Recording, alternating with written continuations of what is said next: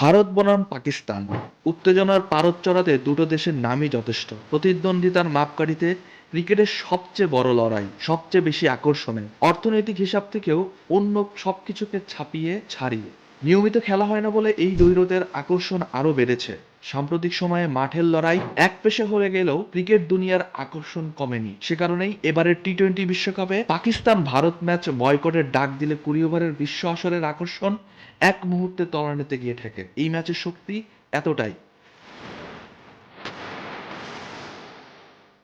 আন্তর্জাতিক ক্রিকেট বাজারে ভারত পাকিস্তান ম্যাচ নির্ধারণ করে লাভ লোকসানের হিসাব। আয়োজক, টিভি রাইটস, স্পন্সর, ক্রিকেট সংশ্লিষ্ট সবারই এই ম্যাচ চাই। আন্তর্জাতিক ক্রিকেটের অভিভাবক আইসিসি ভারত পাকিস্তান ম্যাচ ছাড়া অসহায়।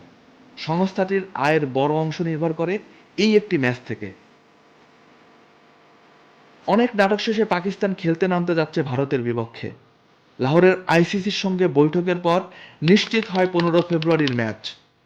তাতে ম্যাচ আয়োজনের শঙ্কা উড়ে গেলেও আইসিসি কি সব ঠিক করতে পেরেছে? প্রশ্নটা কেন আসছে সেটা খোলাসা করা যায়। গত বছর এশিয়া কাপে ভারত পাকিস্তানের মাঠের উত্তেজনা অন্য উচ্চতায় পৌঁছায়। টসের সময় ভারতের অধিনায়ক সূর্যকুমার যাদব হাত মেলাননি পাকিস্তান অধিনায়ক সালমান আগার সঙ্গে। আসলে ভারতীয় কোনো খেলোয়াড়ই হাত মেলানোর সৌজন্যতা দেখাননি।